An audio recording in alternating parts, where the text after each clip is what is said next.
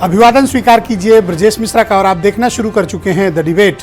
बहनों भाइयों, भारतीय जनता पार्टी के विरुद्ध आज एक बड़ा मोर्चा बिहार की राजधानी पटना में तैयार किया गया है।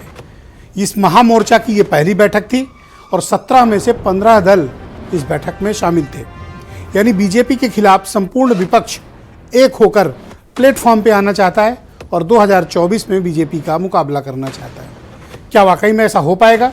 संपूर्ण विपक्ष क्या एकता बनाने में कामयाब होगा या इनमें भी अभी टूट फूट होगी? आज की हमारी परिचर्चा का मुख्य केंद्र बिंदु यही है। बहनों भाइयों, इस देश की राजनीति के लिए एक महत्वपूर्ण दिवस आज रहा है जब बिहार की राजधानी पटना में नीतीश कुमार ने एक बड़ा आयोजन किया। ये राजनीतिक जलसा कोई यूं ही नहीं हुआ, बल्कि इसके पीछे एक बड़ी राजनीतिक सोच भी है। भारतीय जनता पार्टी के खिलाफ संपूर्ण विपक्ष को एक प्लेटफॉर्म पे लाने की बातें तो बहुत होती थीं, लेकिन कभी इसे साकार रूप दिया नहीं जा सका। उसका कारण विभिन्न दलों के भीतर का आंतरिक मतभेद या पार्टी से पार्टी का मतभेद, और कई जगह ऐसे हैं जहां 2-3 विपक्ष के दल आपस में लड़ रहे हैं और बीजेपी से भी मुकाबला कर रहे हैं। तो जहां विपरीत राजनीतिक परिस्थितियों के बीच विपरीत तमाम मतभेदों के बावजूद 15 दल, 17 इनवाइटी में से 15 दल नीतीश कुमार के बुलावे पर एक मंच पर जमा हो गए। क्या यह विपक्षी एकता भारतीय जनता पार्टी का 2024 का रास्ता रोकेगी? 17 पार्टियों में से 15 की ये एकजुटता क्या मोदी सरकार के लिए खतरे की घंटी है? क्या बीजेपी को अब सावधान होने का वक्त आ गया है?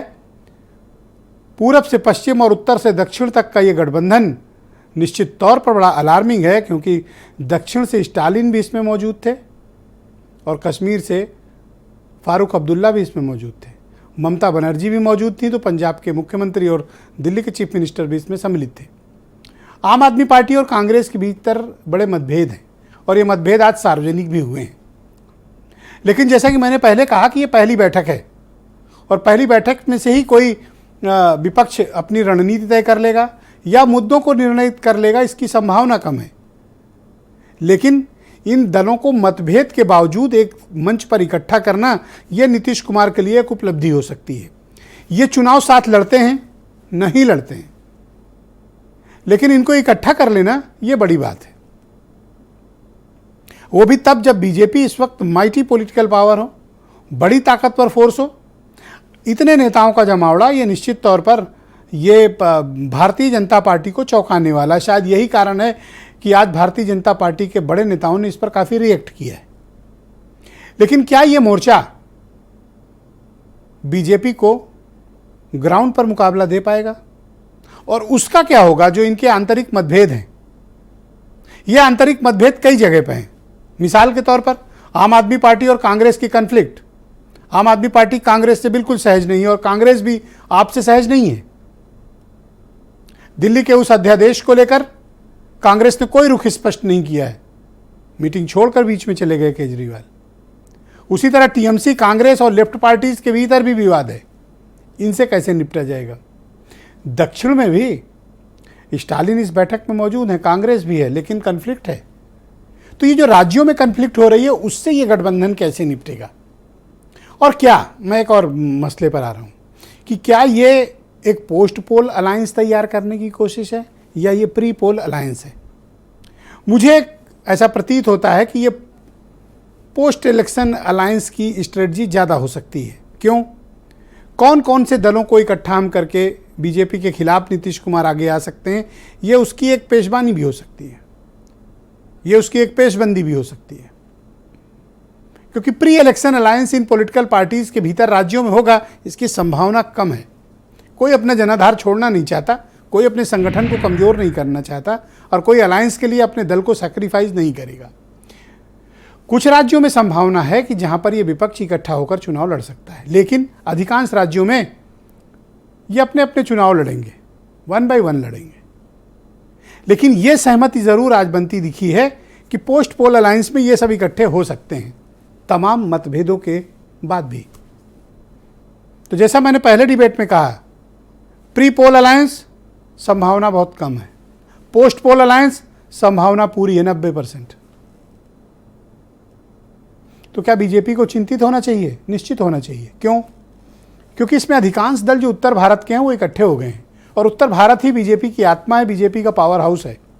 दक्षिण के राज्यों में जब बीजेपी कमजोर हो रही हो तो इन उत्तर भारत से ही उसको राजनीतिक ताकत मिलती है दिल्ली की गद्दी तक पहुंचने के लिए। ऐसी परिस्थिति में उत्तर भारत में उसके खिलाफ अगर कोई अलायंस तैयार हो रहा है तो बीजेपी के लिए जोखिम भरा है। क्या बीजेपी इस जोखिम और इस चुनौती का सामना कर पाएगी? आज परिचर्चा इसी विषय पर करेंगे। आप कुछ बयान सुन लें, फिर इस डिबेट को आगे बढ़ाएंगे। मैंने मीटिंग में भी कहा, यह विचारधारा की लड़ाई है और इसमें हम सब एक साथ खड़े हैं। ये बोलेंगे आप, हम में जरूर थोड़ी थोड़ी डिफरेंसेस होंगी, मगर हमने ये निर्णय लिया है कि हम एक साथ काम करेंगे। काफी अच्छी मुलाकात हुई है और एक साथ चलने की सहमति हुई है और उसके बाद अगली मीटिंग कुछ ही दिनों के बाद सब पार्टियों की एक और की जाएगी ताकि उसमें आगे का जो कुछ भी होता है, जो एक साथ तो चुनाव लड़ने के बारे में आज एक सहमति हो ही गई है और सब तरह का सहमति हुआ है। पटना का संदेश यही है आज के कार्यक्रम का कि हम सब लोग मिलकर के काम करेंगे, मिलकर के, और देश को बचाने का, देश की जनता को, और देश कैसे आगे बढ़े उस दिशा में लगातार हम लोग मिलकर के काम करेंगे। यही संदेश है। पटना की विपक्षी दलों की बैठक में खोदा पहाड़ निकली चूहिया। विपक्ष की इस बैठक का कोई निष्कर्ष नहीं निकल पाया है। प्रधानमंत्री पद के दावेदारों ने अपनी दावेदारी को नहीं छोड़ा है और यह लाइन निश्चित तौर से आज सही साबित हो रही। दिल मिले ना मिले, हाथ मिलाते चलिए, अपना अपना भ्रष्टाचार और परिवार छिपाते चलिए। तो आज की परिचर्चा को बहनों भाइयों आगे बढ़ाते हैं। शरतेंदु त्रिवेदी शरद मेरे साथ मौजूद हैं, भारतीय जनता पार्टी के लीडर हैं। वैभव माहेश्वरी आम आदमी पार्टी से हैं। एमएच खान साहब मेरे साथ मौजूद हैं, जाने माने राजनीतिक विश्लेषक हैं और बहुजन समाज पार्टी के लीडर भी रह चुके हैं। फखरुल हसन चांद समाजवादी पार्टी के प्रवक्ता हैं। प्रदीप सिंह उत्तर प्रदेश में कांग्रेस कमेटी के प्रवक्ता हैं और गीता भट्ट जी भी थोड़ी देर में हमें ज्वाइन करेंगी, जानी मानी राजनीतिक विश्लेषक हैं। और वीरेंद्र सिंह जी हमारे स्टेट हेड। बहुत शुक्रिया और धन्यवाद आप सभी का इस कार्यक्रम में मेरे साथ सम्मिलित होने के लिए। शरद जी, मैं आपसे जानना चाहता हूं कि बीजेपी के खिलाफ एक बड़ा मोर्चा आज पटना में तैयार हुआ है। 15 दल इकट्ठे हुए हैं और स्पेशली नॉर्थ में आपके खिलाफ एक बड़ा अलायंस तैयार हुआ है। ये बात आपको चिंतित करती है? ब्रजेश जी, देखिए, सबसे पहले तो ये विपक्ष का अलायंस नहीं हो रहा है, ये प्रधानमंत्रियों का अलायंस हो रहा है। जो मीटिंग थी वो प्रधानमंत्रियों की थी, क्योंकि इसमें कोई भी ऐसा व्यक्ति नहीं आया है जो प्रधानमंत्री के पद का प्रबल दावेदार नहीं है। तो तकरीबन 22 प्रधानमंत्री बनने वाले हैं। दूसरी चीज ये है कि इसमें जो जो लोग गए हैं उनका अस्तित्व क्या है। आप जो कश्मीर के राज परिवार हैं वो सत्ता से बाहर हैं, अरसा हो गया उनको। उत्तर प्रदेश के जो राज परिवार के नेता वहां गए हैं वो 9 साल से जब चुनाव में गए हैं, उनको जनता ने बाहर कर दिया है। सुशासन बाबू जो हैं वो अपने बूते पे अपनी सरकार आज तक नहीं बना सके, उनका इतिहास रहा है, वो सबको एक कर रहे हैं। ममता दीदी जो हैं उनके साथ पूरा मेघालय का यूनिट कांग्रेस का था, वो ममता दीदी के साथ जुड़ गया और ममता दीदी ने कहा है कि अगर सीपीआई के साथ कांग्रेस खड़ी होगी तो वो कांग्रेस के साथ खड़े नहीं होंगे। माननीय केजरीवाल जी जो हैं वो दिल्ली में और पंजाब में कांग्रेस के खिलाफ लड़ रहे हैं और राजस्थान में वो कांग्रेस को नीच और न जाने कौन कौन सी बातें कर रहे हैं और उनसे कह रहे हैं कि नहीं, एक कंडीशन में हम एक होंगे, जब अध्यादेश में आप हमको वोट करेंगे, हमारे हक में वोट करेंगे। दक्षिण भारत में आप देखें कि जब केसीआर साहब मीटिंग में बुलाए गए थे पटना में, तो उनके साथ जो व्यवहार किया गया, जब उन्होंने खुद मीटिंग बुलाई तो उसमें अखिलेश जी को बुलाया, उन्होंने केजरीवाल जी को बुलाया, राजन को बुलाया, डी राजन को बुलाया और कृष्णैया साहब को बुलाया, उन्होंने नीतीश जी को नहीं बुलाया। तो इसमें कौन किसके साथ खड़ा हो रहा है, कौन किसको समर्थन दे रहा है और इनमें से कौन है जो प्रधानमंत्री के पद के लिए ये लोग तैयार करेंगे, वो तय कर लें, उसके बाद हम घबरा जाएंगे। ये बीजेपी के लिए चिंता का विषय है ये अलायंस, या फिर आप इसको इग्नोर कर रहे हैं? ये आपके लिए चिंता का सबब है या फिर आप इसे इग्नोर कर रहे हैं? नहीं, हम चिंतित होने के लिए तैयार बैठे हैं, लेकिन ये कुछ करें तो। अभी तो पिछली बार जब आप इसको सीरियस अलायंस नहीं मानते हैं? ने इनका जो हाल आप हुआ इसे था, सीरियस अलायंस नहीं मानते हैं? नहीं, अलायंस का क्या है? अभी आप देखें कि उसके ये लोग सब इकट्ठा हो रहे हैं, और आप देखें कि मोदी जी की ताकत का नतीजा क्या है कि वो विदेश में रह के भी इनको इकट्ठा कर रहे हैं। और शिमला में मेरे पास जो जानकारी है चाहता हूं अपने मित्रों से कि विपक्षी दलों में जो सहमति बनी है, आज तो पहली मीटिंग थी, अगली मीटिंग 12 जुलाई को शिमले में तय हो गई है। तो इस मीटिंग को आप कैसे कह रहे हैं कि कामयाब नहीं? इसमें तो 10 रेजोल्यूशन भी पास हुए हैं। नहीं, ये रेजोल्यूशन तो पहले भी पास हुए थे, बंगाल के चुनाव में भी यही हुआ था। और अभी जब शिमला में समिट होने जा रहा है, तो पिछली बार जो शिमला समिट था उसमें कांग्रेस ने भारत ने जो जीती जी जमीन और जो कैदी थे वो पाकिस्तान को दे दिए। तो क्या शिमला समझौते में ये जो अब समझौता होने जा रहा है, क्या वो सत्ता जो है वो विपक्ष के नेताओं को देने को तैयार है? ये तो इन लोगों को तय करना है। थैंक यू, शुक्रिया आपका। मैं फखरुल हसन चांद मेरे साथ मौजूद हैं, समाजवादी पार्टी के प्रवक्ता हैं। फखरुल जी, स्वागत है आपका। इस अलायंस में आप क्यों सम्मिलित हैं? आपको क्या एक्सपेक्टेशन है इससे? देखिए ब्रिजेश जी, ये जो गठबंधन हो रहा है, ये इस देश की जनता को एक आपातकाल की तरफ जा रहे देश को बचाने वाला अलायंस है।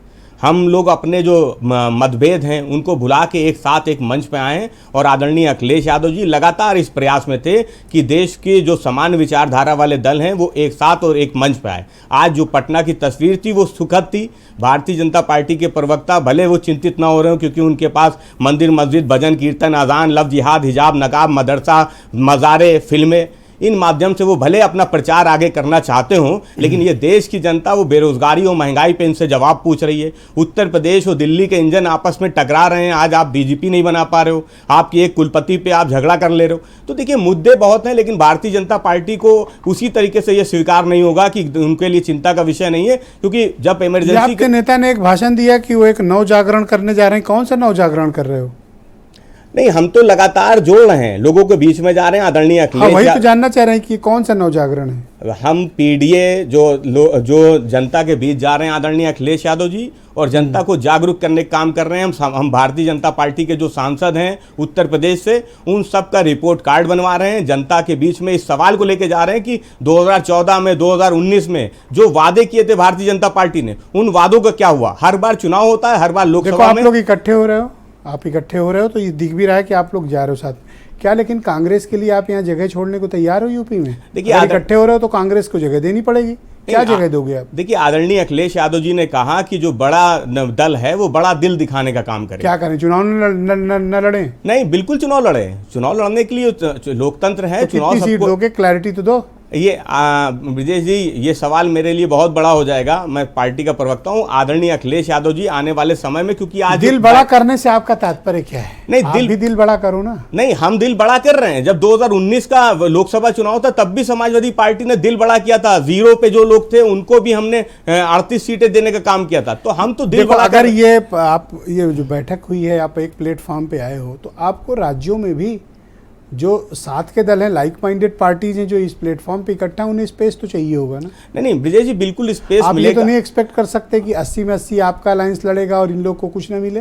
नहीं ब्रिजेश जी, ये मैंने बिल्कुल नहीं कहा। आने वाले समय में ये पहली मीटिंग थी और आखिरी मीटिंग नहीं है। आने वाले समय में मीटिंगें हैं, जुलाई में भी मीटिंग है, और जब समय आएगा तो सीटों का बंटवारा भी हो जाएगा। लेकिन एक नव जागरण में थोड़ा कांग्रेस को भी तो समझोगे, बहन जी को भी तो समझोगे कि नव जागरण सिर्फ अपने लिए करोगे? नहीं ब्रिजेश जी, आदरणीय मायावती जी वो भारतीय जनता पार्टी को छोड़ के इस दूसरी विचारधारा के तरफ आ जाए तो हम उनका भी स्वागत करते हैं। किसने कह दिया कि मायावती बीजेपी की विचारधारा के साथ है? ये हम देखिए, ये ब्रिजेश जी आप भी जानते हो, उत्तर प्रदेश की जनता भी जानती है। आप जानते हो, आप बताओ। उत्तर प्रदेश की जनता भी जानती है। जब 2022 का विधानसभा चुनाव हुआ तब किस तरीके से चुनाव लड़ा गया। एमएच खान साहब, ये क्या तो कह रहे हैं फखरुल हसन जी? फखरुल हसन साहब को कुछ जानकारी ही नहीं है। अगर जानकारी होती तो ये पार्लियामेंट के चुनाव हुए थे, सीटों का बंटवारा हो गया था। बहुजन समाज पार्टी 10 सीट जीतती, ये 5 ही पर रह गए। कहाँ की कहाँ बात कर रहे हैं? अरे 0 थे। खान साहब आप बोले, आपकी आवाज अब तक बहुत धीमी आ रही है। आप बोले खान साहब। जी सर, आप बोलिए, हम सुन रहे हैं। जी। तो मैं ये कह रहा, मैं कह रहा हूँ ये खिचड़ी है, ये कुछ मामला बनेगा नहीं। आप उत्तर प्रदेश में चाहिए, समाजवादी पार्टी चाहेगी कि हमको इतनी सीट मिल जाए, आरएलडी चाहेगी कि हमको इतनी सीट मिल जाए, तो कौन देगा? कांग्रेस क्या शून्य हो जाएगी? पूरी अपोजिशन की, हिंदुस्तान भर की अपोजिशन की जो पार्लियामेंट में उपस्थिति है वो करीब लगभग 250 की स्थिति है, और उनको 300 से ऊपर है उनकी। तो आप अभी देखिए पटना में जो हुआ वो हंसी मजाक खेल हो रहा था। लालू यादव जी कह रहे थे राहुल गांधी जी को शादी कर लो, हम लोग बारात में चलेंगे। तो ये क्या तमाशा कर रहे थे वहां? शादी की बात कौन कर सा रहे थे आपको क्या? इतराज है? अगर लाइट मोड में लालू यादव ने कह दिया कि भैया नहीं, शादी कर आप लो, पॉलिटिकल हम लोग भी बाराती बन जाएं, सर जी, इसमें कौन सी ऐसी बात हो गई जो आपको बुरा लग गया? मीटिंग थी। आप क्या चाहते हैं कि सर राहुल जी, गांधी सर शादी जी, ना सर करें? जी, आप ये विरोध करते हैं? सर जी मेरी बात, अगर बीजेपी अगर लालू यादव को कहने से शादी करना है उनको, तो लालू यादव उनके घर चले जाते। लेकिन ये पॉलिटिकल मीटिंग थी। पॉलिटिकल मीटिंग में सब हा हा हा हा हा, कोई सीरियसनेस नहीं आ रहा था। इस चीज को समझिए आप, इतना सीरियस मैटर है, इतना आसान नहीं है बीजेपी को हराना। आसान तब होता जब आप उसको सीरियसली लेते। सीरियसली तो कोई ले ही नहीं रहा है, कोई हंसी मजाक कर रहा है, तो कोई 17 में से कर रहा है, 15 कोई को हंस रहा इकट्ठा है, कर लिए, कोई ये कुछ कर रहा उपलब्धि है। नहीं है इनकी? नहीं इकट्ठा कर लिए साहब, देखिए ऐसा है ना, दुश्मन भी आपके बारात में आ जाएगा। अभी देखिए राहुल गांधी का बयान क्या है? राहुल गांधी कह रहे हैं कि मतभेद है, वो तो मान रहे हैं, और आम आदमी पार्टी कह रही है बिल्कुल नहीं, हम इनके साथ खड़े होंगे या कांग्रेस के साथ, अगर हमारी ये बातें नहीं मानी तो अभी से तलवार खींच गए हैं। सर इनमें कहाँ आपस में एकता हो कितने रही? भी मतभेद हो, लेकिन एकता तो एक कुछ मुद्दे नहीं। पर ये सहमत हैं कि मायावती को साथ नहीं लेना है। जी नहीं, मायावती जी को साथ ले ना ले, मायावती जी का अलग अपना स्टैंड है, वो न जा रही हैं न कर रही हैं, वो लड़ेंगे अगर 80 सीट पर। अगर समाजवादी पार्टी और आरएलडी मिलके 80 पे 80 जीत जाए तो क्या ये प्रधानमंत्री बना सकते हैं? क्या ये बना लेंगे क्या? किसी को रोक तो सकते हैं, इनको अपनी कोई चॉइस का प्राइम यूपी को मिनिस्टर बाहर को बना जानता ही सकते नहीं हैं। है। नहीं ये आप यूपी के बाहर इनको कोई जानता ही नहीं है। और देखिए बीएसपी को मैं ठीक से जानता हूं, बीएसपी का मध्य प्रदेश में, राजस्थान में, उत्तर प्रदेश में, हर जगह वो उठूं, हर जगह 5 एमएलए 6 एमएलए 7 एमएलए उनको जीत के आते हैं। उनकी हैसियत तो है, इन लोगों की कोई हैसियत नहीं। अभी कर्नाटक में भी देखिए अच्छे वोट मिले इनको। तो ये जो इकट्ठा हुए थे 15 दल के 27 नेता, ये आप इनको बेहैसियत मानते हो? सीटों के इनको आप बेहैसियत मानते हो? ये जो विपक्ष के नेता 6 तो उसमें चीफ मिनिस्टर थे और आप इनको बेहैसियत कर रहे हो, और 4 उसमें लीडर आप अपोजिशन थे। नहीं बेहैसियत मैं ये नहीं कह रहा हूं सर जी, मैं तो ये कह रहा हूं कि अगर आप किसी की मैयत में गए हैं या शादी में गए हैं तो उस माहौल में रहिए ना। आप खान साहब ये ना तो मैयत थी और ना शादी थी, आप इतना क्यों नाराज हो रहे हैं? ये तो एक जलसा था पॉलिटिकल, ना किसी की मैयत थी और ना किसी की शादी थी। शादी मान रहे हैं, अब शादी हम तो शादी ही मान रहे हैं। जब लालू यादव कह दिए कि शादी करिए, हम लोग बारात वाले के आएंगे, तो वो पॉलिटिकल मीटिंग कहां हुई? ओके, तो इस अलायंस को आप ये नहीं मानते कि ये बीजेपी का मुकाबला कर पाएगा? करेक्ट, ये फ्लॉप हो जाएगा। ब्रिजेश जी आप भी देखिएगा, आप भी बहुत तजुर्बेकार पत्रकार हैं, ये इनकी जो मेल जोल है ये खिचड़ी समाप्त हो जाएगी। थैंक यू खान साहब। प्रदीप सिंह मेरे साथ मौजूद हैं, उत्तर प्रदेश में कांग्रेस कमेटी के प्रवक्ता हैं। प्रदीप जी स्वागत आपका। कांग्रेस का स्टैंड क्या है इस अलायंस को लेकर, और आप क्या एक्सपेक्ट करते हैं कि आपके लिए कोई जमीन छोड़ेगा स्पेशली नॉर्थ में?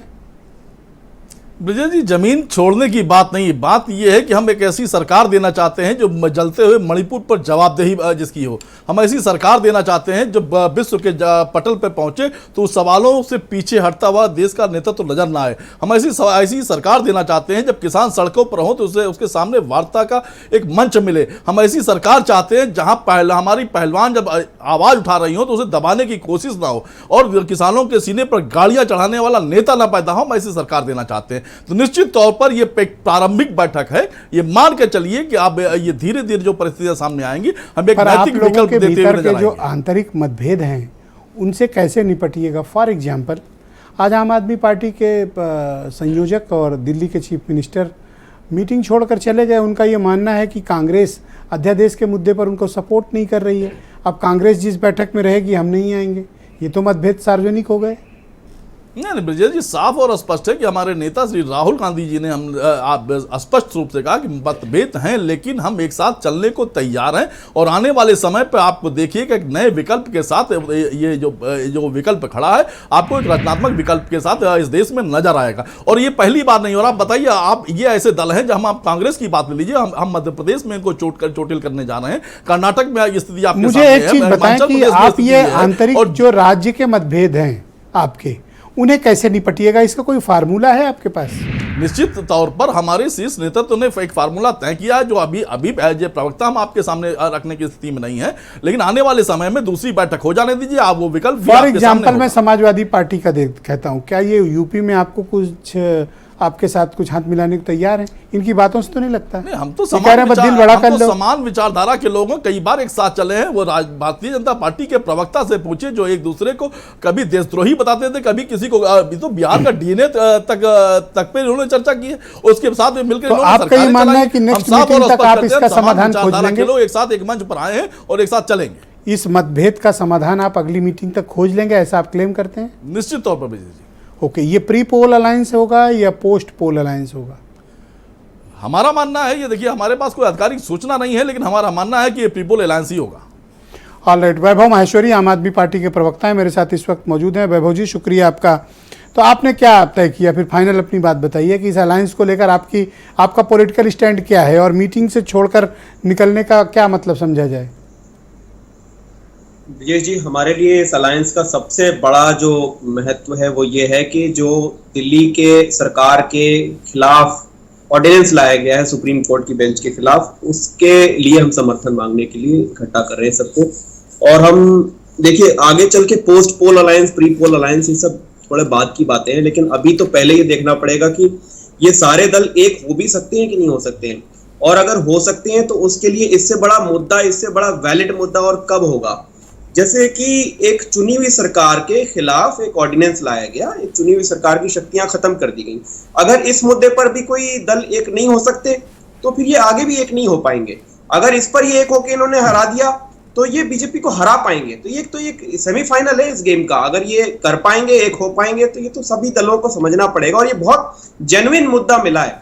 कभी देखिए, पावर शेयरिंग के लिए मिलना बड़ा मुश्किल होता है कि कौन प्रधानमंत्री बनेगा, कौन किस आप इस बात पर जिद पर क्यों आमादा हैं कि कांग्रेस आपके साथ सपोर्ट में खड़ी हो जाए और आपको सपोर्ट दे दे, जबकि आपने अभी पंजाब में उनका मुकाबला किया, आपने हिमाचल में चुनाव लड़ा, आपने गुजरात में भी चुनाव लड़ा, दिल्ली में वो आपसे लड़ ही रहे हैं। उसके बावजूद आप ये क्यों एक्सपेक्ट करते हो कि हम मीटिंग में तभी सम्मिलित होंगे या अब आगे के अलायंस में तभी आएंगे जब कांग्रेस हमें सपोर्ट कर दे? आप क्या कांग्रेस पर दबाव बनाने के लिए ये कर रहे हो? देखिए ब्रजेश जी, 19 फरवरी को 2019 में नारायण सामी जी ने एक ट्वीट करके ये कहा कि मैं बहुत शुक्रगुजार हूं अरविंद केजरीवाल जी का, जो उन्होंने पुडुचेरी में जो केंद्र द्वारा हस्तक्षेप किए जा रहे थे एलजी के जरिए, उसमें हमारे साथ समर्थन करा और खड़े हुए। संविधान के खिलाफ वो भी काम किया जा रहा था, उसमें खड़े हुए।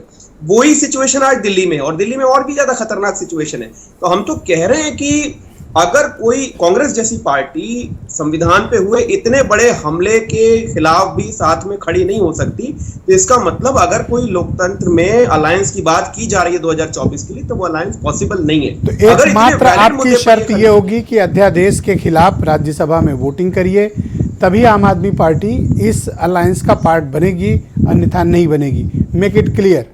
अच्छा, आम आदमी पार्टी ने ना अपना बिल्कुल स्टैंड क्लियर कर रखा है कि अगर कोई भी अलायंस बनता है तो उसके लिए कम से कम ये अपनी इच्छा शक्ति, अपनी कमिटमेंट दिखाओ तो सही। और दिखाने के लिए इससे बेहतर मुद्दा क्या मिलेगा कि एक चुनी हुई सरकार को गिराने के लिए केंद्र सरकार एक बिल ले आई है और उसके खिलाफ खड़े होने का हर दल को मौका मिला है। अब इस बैठक में वैभव जी, मैं पढ़कर सुनाता हूँ आपको। इस बैठक में नेशनल कॉन्फ्रेंस के सीनियर लीडर उमर अब्दुल्ला भी मौजूद थे और उन्होंने कहा कि धारा 370 हटाने के मामले में आम आदमी पार्टी का रुख बड़ा आश्चर्यजनक है। वो इसके खिलाफ क्यों नहीं खड़ी हो रही धारा 370 के? आप चाहते हैं कि अध्यादेश के मामले में सब विपक्ष आपको सपोर्ट करे, विपक्ष कह रहा है इस पर क्यों नहीं सपोर्ट करोगे धारा 370 पे? मैं तो कह रहा हूं ब्रजेश जी कि अगर एक मुद्दा तब क्यों नहीं सपोर्ट किया था तो हम अब नहीं करेंगे। तो हमने अगर एक गलत कुछ किया था, अब हम तुमको परास्त करेंगे। कुल मिलाकर तो धारा 370 पर अपना कमिटमेंट या आपका पॉलिटिकल स्टैंड क्लियर करिए।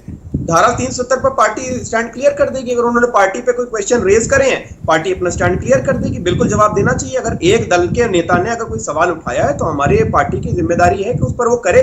लेकिन फिलहाल ये जो सरकार गिराने के काम किए गए हैं, ये सरकार को खत्म करने की, सरकार की शक्तियां छीनने का काम किया गया, इसके खिलाफ सबको एक तो 12 जुलाई को शिमले में 12 जुलाई को शिमले में ये सब इकट्ठे होंगे, आप आएंगे उसमें? ये बहुत सुखद है और लगता है कि अगर कोई भी पॉजिटिव साइन, ये आज की जो चर्चा हुई है इस पर कोई भी पॉजिटिव साइन ये दल मैच्योरिटी के साथ में देंगे, अगर समझेंगे इस खतरे को और एक होके कायम करेंगे तो 12 जुलाई को आज तक जो भी डेवलपमेंट हुआ है इससे आगे डेवलपमेंट प्रोग्रेस करेगा। ओके, अगर जब तक कंफर्मेशन कांग्रेस नहीं देगी आप नेक्स्ट मीटिंग में सम्मिलित नहीं होंगे? मुद्दा बनता नहीं है ब्रजेश जी, बिल्कुल, इसलिए कि अगर इतने बड़ी चीज पर आपको फर्क नहीं पड़ता तो फिर आपकी कर्नाटक सरकार बनी और 4 सरकारें बनी, अगला नंबर उसका गिरा दिया जाएगा। पूछ रहा है कि आपको इतनी बड़ी बात पे फर्क नहीं पड़ा धारा 370 पे? ठीक है, उसका जवाब पार्टी बिल्कुल देगी, लेकिन क्या सरकारों को इसका मतलब इलेक्शन क्या होएंगे नहीं? क्या इलेक्शन अब इलेक्शन करवाए क्यों जा रहे हैं? जब बीजेपी को एलजीएस के जरिए राज्य करना है तो इसका मतलब अगला कदम इनका यही है कि पहले तो हम राज्य सरकारों को चलाएंगे गवर्नर और एलजीएस के माध्यम से, और इसके बाद हम इलेक्शन का सिस्टम ही खत्म करके नरेंद्र मोदी जी को 500 सालों के लिए प्रधानमंत्री नियुक्त कर देंगे। तो यही अगर होना है तो फिर इसके खिलाफ तो कम से कम खड़ा होना पड़ेगा और अपनी नियत। थैंक यू, शुक्रिया। वीरेंद्र सिंह जी भी हमारे साथ इस कार्यक्रम में जुड़ चुके हैं। वीरेंद्र जी, स्वागत आपका। आज 15 दल के बड़े दिग्गज नेता, 27 टॉप लीडर्स अपोजिशन के इस देश के इकट्ठा हुए, उनमें कई तो चीफ मिनिस्टर्स भी हैं। क्या तय हुआ इन लोगों के बीच और ये अलायंस कितना सार्थक है? इसकी कोई पॉलिटिकल रेलिवेंस है या नहीं है, या फिर ये एक राजनीतिक जलसे के रूप में ही होकर रह जाएगा और इसमें किसकी क्या भूमिका रहेगी? देखिए, ऐसा लगता है कि आज देश की सियासत के लिए एक बड़ा दिन था, क्योंकि बहुत सारे विपक्ष के नेता जिनके बहुत मतभेद हैं आपस में, वो सब एक जगह एक मंच पर एकजुट हुए और ये संकल्प लेकर आए थे कि बीजेपी को हराना है 2024 के चुनाव में। उनका जो मुख्य उद्देश्य था। आज देश की सियासत में जब एक साथ विपक्ष नहीं आ पा रहा है, सीबीआई और ईडी से भी डरता है, ऐसे में पटना में नीतीश कुमार का ये सम्मेलन, ये जमावड़ा अपने आप में एक बड़ा संकेत है कि मतभेद जो पहले थे वो मीटिंग में भी दिखे, लेकिन ये बीजेपी के खिलाफ लड़ने के लिए एकजुट हो रहे हैं। देखिए, ये ज़रूर है कि इन सबको एक मंच पर लाकर बैठाना ही आसान नहीं था, क्योंकि इनके इतने अपने मतभेद हैं और उसी वजह से मीटिंग में एक दूसरे का विरोध भी हुआ और उसके बावजूद लोग बैठे, बात कही और अगली डेट भी तय हुई। तो देश की सियासत में एक विपक्ष के सामने संकट तो है ही है कि पिछले 10 सालों से वो मोदी से लड़ नहीं पा रहा है। मोदी और बीजेपी की ताकत लगातार बढ़ी है, उनका संगठन है, उनके पास संसाधन है। ऐसे में ये एक तीसरा मौका आया है 2024 के लोकसभा चुनाव का कि मोदी की सबको कैसे रोका जाए। देखिए, एक बात इसमें महत्वपूर्ण ये हो जाती है कि विपक्ष को थोड़ी थोड़ी महक या कहिए थोड़ी जान तब मिली जब वो कर्नाटक में कांग्रेस राज्य का चुनाव जीती। उसके बाद से बीजेपी भी थोड़ा घबराई और विपक्ष को थोड़ी ऊर्जा मिली कि बीजेपी को अब हम कई स्टेट में रोक चुके हैं, वहाँ पर अब हम देश में उनके लिए हम एक गठजोड़ बनाए उनके खिलाफ। तो ये बात कर्नाटक की संजीवनी है जो आज ये मीटिंग हुई, उसका असर कह सकते हैं आप। दूसरा, अभी देश के 3-4 बड़े राज्यों में फिर चुनाव होने जा रहा है इसी साल के आखिरी में, लोकसभा से पहले। ये तीनों राज्यों के परिणाम, मध्य प्रदेश, छत्तीसगढ़, राजस्थान, ये बताएंगे कि ये जो विपक्ष की एकजुटता है ये मोदी को 2024 के चुनाव में कितनी टक्कर दे पाएगी, क्योंकि ये परिणाम ठीक लोकसभा चुनाव के पहले आएंगे और इनका बड़ा इंपॉर्टेंस है। सियासत में देखिए, नेता मिलते हैं फिर अलग होते हैं, तमाम सारी बातें हैं।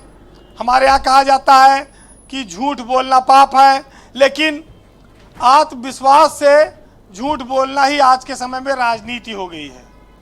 तो बड़े आत्मविश्वास के साथ झूठ बोले जा रहा है और राजनीति ने एक ऐसी भैंस का रूप धारण कर लिया है जो समाज के भाईचारे को लगातार खाती जा रही है। बंटवारे की राजनीति, उस राजनीति पर रोक लगना जरूरी है। देखिए, आज अमित शाह जी ने एक बयान दिया है कि बीजेपी 2024 में 300 सीटें जीतकर आएगी अकेले दम पर, और मोदी को फिर से हम 24 में प्रधानमंत्री बनाएंगे। वो इसी गठजोड़ के, इसी पटना क्रांति जो रैली, जो मीटिंग चल रही थी, उसी के परिप्रेक्ष्य में है।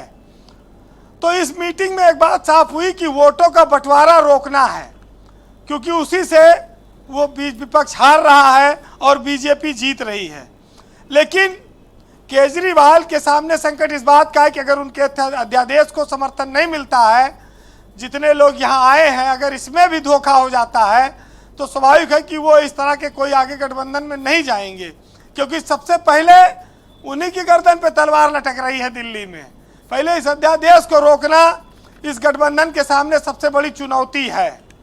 अब कांग्रेस तो एमसीडी में मैंने बताया था कि लड़ी थी कांग्रेस आम आदमी पार्टी खिलाफ, फिर वो मेयर का भी विरोध कर रही थी, तो अप्रत्यक्ष रूप से तो बीजेपी का उसमें फायदा था और बीजेपी को ही फायदा मिला। एक बात जो कही गई कि जो सीटों के बंटवारे को लेकर अभी से विवाद की आशंका लोग जता रहे हैं, ये राज्यों के स्तर पर तय होगी। संकल्प ये लिया गया कि बीजेपी को 100 सीटों पर रोक देना है देश में। अब इसमें कितना दम है ये वो जाने। लेकिन अखिलेश यादव ने एक बात कही कि भाई राजनीति में दिल बड़ा करो, दिल बड़ा करने की जरूरत है। बिहार से तमाम क्रांतियां हुई हैं, नवजागरण हुआ है, लेकिन वो दिल बड़ा करने का संकेत कांग्रेस के लिए था कि तुम दिल बड़ा करने का तात्पर्य क्या है वीरेंद्र जी? कि मतलब ना लड़ो चुनाव यूपी में, या जो हम दे दें ले लो? नहीं, 3 से 5 सीट के लिए कांग्रेस का एक तरह से ऑफर है कि तुम इतने पे संतोष करो, बाकी पे हम लड़ेंगे। इतना दिल बड़ा करो, और दिल बड़ा करो या दिल पर पत्थर रख लो, बात एक हुई। तो ये उसी तरह का बयान है। आप उसको 3 और 5 इतने कम पे कैसे, मतलब पत्थर ही रखना पड़ेगा? तो अपने इनके पास संगठन भी तो नहीं है कांग्रेस के पास, क्या करेंगे? अगर मान लीजिए मायावती आ जाती हैं आगे चलकर, तो कांग्रेस को तो इतने पर ही संतोष करना पड़ेगा, क्योंकि मायावती तो बराबर से कम पे मानने वाली नहीं है। अभी तो उनका खैर स्पष्टता नहीं है, उनको मीटिंग से अलग रखा गया है। मायावती को बीजेपी के पाले में धकेल के सब अपने आप कह दिए हैं कि उधर रहो, क्योंकि अकेले लड़ने का आपने ऐलान किया है जी। बहरहाल, सियासत में जब कोई यात्रा निकलती है, जब कोई बैठक होती है, तो उसमें चर्चा होती है, परिवर्तन लाने की कोशिश होती है। उसमें कोई ऐसी बात न बुराई नहीं है, विपक्ष करे, सत्ता पक्ष उसकी आलोचना करेगा, ये स्वाभाविक सी बात है जो सत्ता में बैठे हैं।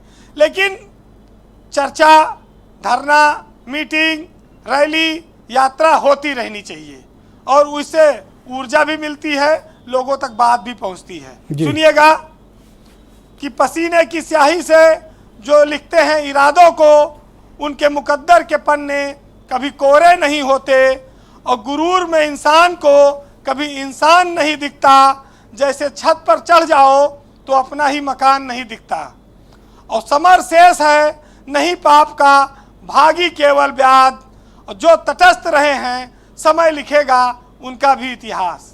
बहुत शुक्रिया वीरेंद्र जी, बहुत बहुत धन्यवाद आपका ग्राउंड जीरो से अपने इनपुट हमें उपलब्ध कराने के लिए।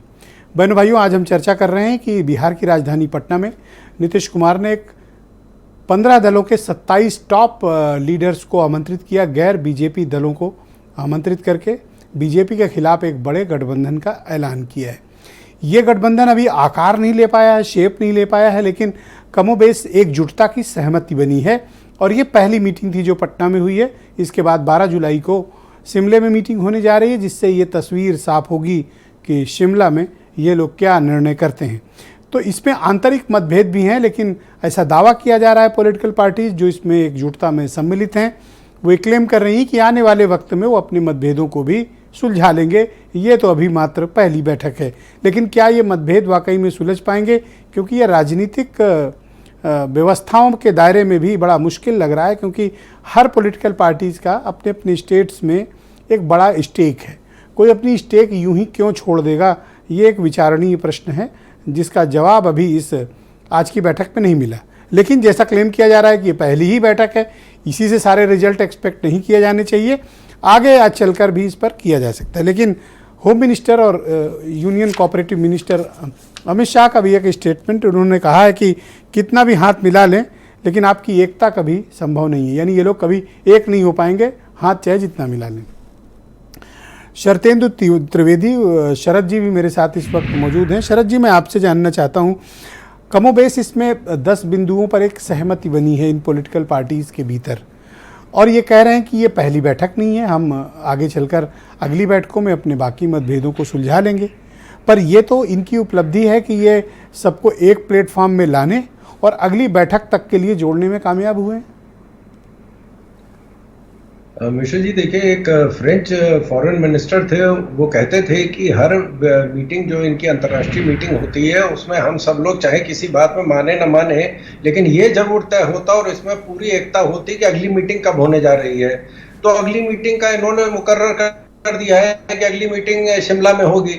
और अभी खान साहब हमारे बड़े भाई हैं, उन्होंने उनकी बात सुन के मुझे एक गालिब का शेर याद आया कि बाजीचा ये अतफाल है दुनिया मेरे आगे, होता है शबो रोज तमाशा मेरे आगे। तो ये बच्चों के खेलने का मैदान है, रोज कोई ना कोई तमाशा ये करते रहते हैं। ये एक सारी पार्टियां जो है मिलकर एक विदूषक का रोल अदा कर रही हैं, इनको ये खुद तैयार नहीं है। आप देखें कि उत्तर प्रदेश में जब जब गठबंधन हुआ है, बहन जी के साथ सपा ने गठबंधन किया तो बहन जी का नैया डूब गई, कांग्रेस के साथ गठबंधन किया तो कांग्रेस उनको तो 10 सीटें मिल गई थी, मेंबर ऑफ पार्लियामेंट लोकसभा में 10 चुनकर आए थे। सपा तो सिर्फ 5 ही पे रह गई थी, फायदे में तो बहन जी थी, नुकसान नहीं हुआ उन्हें। नहीं, लेकिन बहन जी की राजनीतिक जो कैरियर है वो विधानसभा में जो उनका हश्र हुआ है वो क्योंकि वो इनके साथ खड़े हुए थे। कांग्रेस का जो है उत्तर प्रदेश से तो बिल्कुल ही दुकान मुझे बंद हो जितना गई। ठीक से याद है विधानसभा इन्होंने अलग अलग लड़ा था। नहीं, जब भी ये साथ लड़े हैं तब आप देखिए कि इन दोनों का क्या हश्र हुआ है। जो पहले इनकी थोड़ी बहुत भी इज्जत थी, थोड़ी बहुत राजनीति चलती थी, वो सारी की सारी डूब गई। अगर ये अपने सब मतभेद सुलझा के अगर इकट्ठे हो गए तो आपके लिए तो भारी मुसीबत है। नहीं, देखिए, मैंने पहले ही आपसे कहा कि जो devil is in the detail, ये बारीकियों में जाए ना, ये बहुत अच्छा है। फोटो अपॉर्चुनिटी है, सब लोग एक साथ होके हाथ मिला रहे हैं, फोटो खींच रहे हैं, ये भी तय कर लिया कि दोबारा कहां मिलने जा रहे हैं और क्या खाएंगे क्या पिएंगे, ये भी तय हो जाएगा। लेकिन समस्या ये है कि जब मिलते हैं तो क्या होता है। आप देखिए, आम आदमी पार्टी ने तो पहले किनारा कर लिया है। भारत के ब्रिजेश जी, दक्षिण भारत के सारे राज्यों ने कह दिया है कि साहब आप जो मर्जी है एकता कर लीजिए, हमारे क्षेत्र में चुनाव हम खुद लड़ेंगे। थैंक यू, बहुत शुक्रिया आपका, बहुत शुक्रिया शरद जी। तमाम तकनीकी बाधाओं के बीच गीता भट्ट जी भी हमें दिल्ली से जुड़ चुकी हैं। गीता जी, बहुत शुक्रिया और धन्यवाद। मैं क्षमा चाहता हूं कि आपको तकनीकी बाधाओं के चलते विलंब हुआ आपको डिबेट में जुड़ने के लिए। ये जो आज बैठक हुई है पटना में और ये जो एकजुटता का ऐलान हुआ है, इसको राजनीतिक दृष्टिकोण से आप किस तरह से देखती हैं?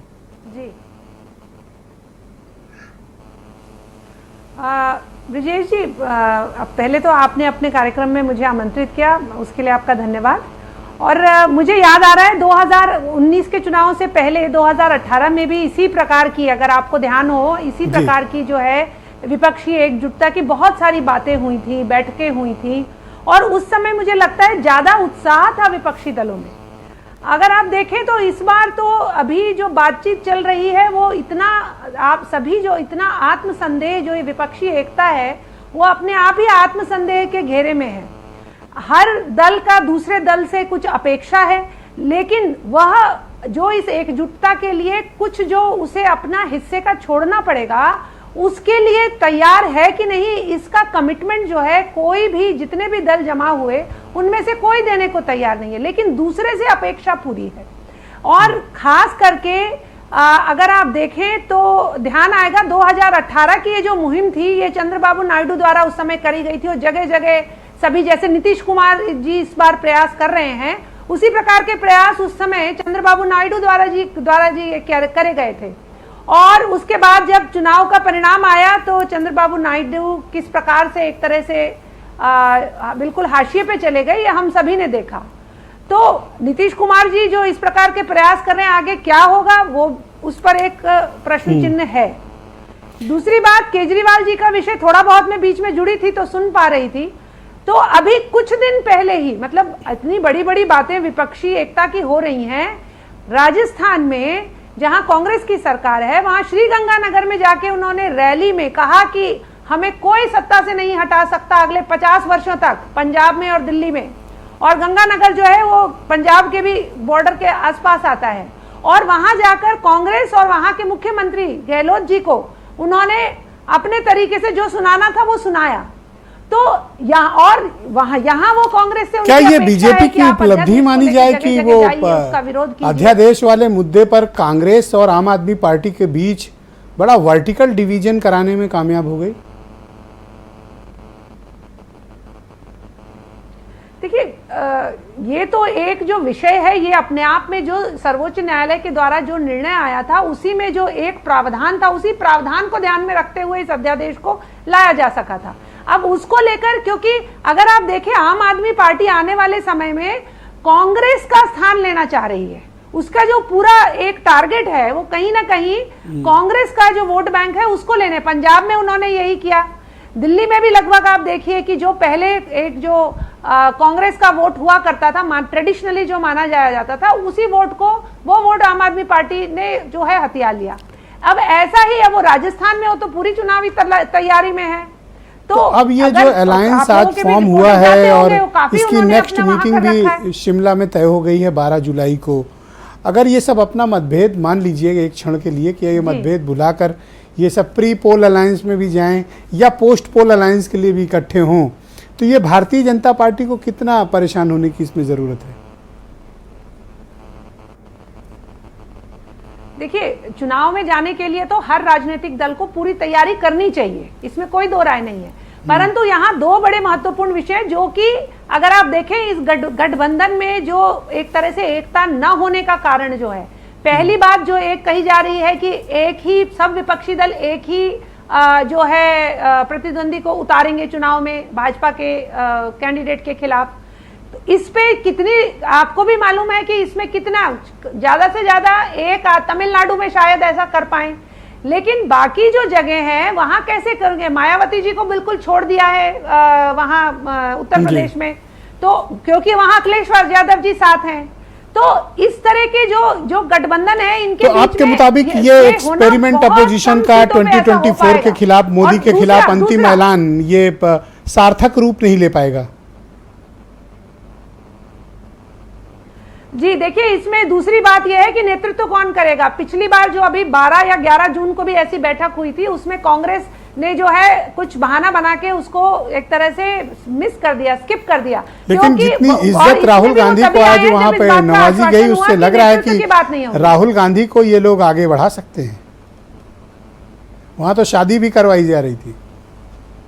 देखिए, ये तो देखिए, अब नीतीश कुमार जी तो हम सभी जानते हैं कि उनका एक स्वप्न है कि कभी ना कभी आगे आने वाले समय में वो दिल्ली की तरफ देख रहे हैं। तो ऐसे में वो राहुल गांधी जी को कितना शब्दों देखिए, लालू यादव बहुत ही तेज नेता है, बहुत ही तेज दिमाग के नेता हैं, और इस देश की राजनीति में लालू यादव यूं ही नहीं है। कोई कारण जरूर होगा कि उन्होंने वो शादी और दूल्हे वाली बात वहाँ पे की है। तो मुझे ऐसा प्रतीत होता है कि वो दूल्हा किसे बनाना चाहते हैं पॉलिटिकली, लालू यादव ने क्लियर किया है।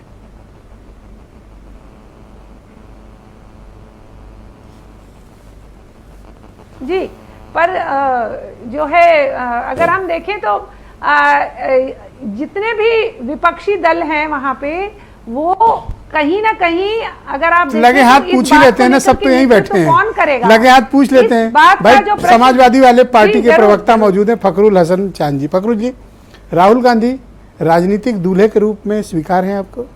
देखिए, कबूल है या नहीं? ब्रिजेश जी, जब इमरजेंसी के बाद चुनाव हुआ था तब भी किसी का नेतृत्व नहीं था, और उसके बाद सरकार बनी थी। No leadership. नहीं, इंडिया शाइनिंग का नारा देने वाले लोग जो 150 करोड़ रुपया उस समय खर्च किए थे, आज जिनका उत्तर प्रदेश का सूचना विभाग का केवल बजट 900 करोड़ रुपया है, आप प्रचार प्रसार कर सकते हैं विपक्षी दलों के खिलाफ, उनके लीडर्स के खिलाफ, आप उनकी इमेज खराब करने के लिए कर सकते हैं। दूल्हे का पूछा, आप पहुंच गए विज्ञापन पे। नहीं ब्रिजेश जी, दूल्हा कौन क्या मतलब? नहीं ब्रिजेश जी, सवाल पूछते ही बाउंड्री कूद के बाहर। नहीं ब्रिजेश जी, अभी तो हम गीता जी को भी सुन रहे थे। अभी लगभग 1 साल का समय बाकी है। क्या आपको लगता है कि जो विपक्षी एकता की बैठक हो रही है, जो विपक्षी दल एक हो रहे हैं, उनकी गंभीरता में आपको कहीं कोई कमी नजर आती है? हम सब एक मसले पे, एक पॉइंट पे सब एक हैं कि आप अपने मतभेद कैसे सुलझाइएगा? कहाँ मतभेद है ब्रिजेश जी? उत्तर प्रदेश बताओ, कांग्रेस के लिए क्या करोगे? आदरणीय अखिलेश यादव जी ने कहा कि कांग्रेस बड़ा दल है, उसे बड़ा दिल दिखाना चाहिए। क्या बड़ा दिल कर लें? ये इस शब्द के थोड़ा व्याख्या तो करो। बड़ा दिल रख लें? अरे भैया, क्या बड़ा दिल रख लें? चुनाव ना लड़े? नहीं, बिल्कुल लड़ेंगे। या 3 सीट 5 सीट जो दे दो लड़ने? नहीं, क्या बड़ा दिल करें? बिल्कुल कांग्रेस से बैठ के बातचीत हो जाएगी, जो सहमति बन जाएगी, और मुझे विश्वास है कि सहमति बन जाएगी। बताओ, प्रदीप सिंह तैयार हो इनकी बात पे?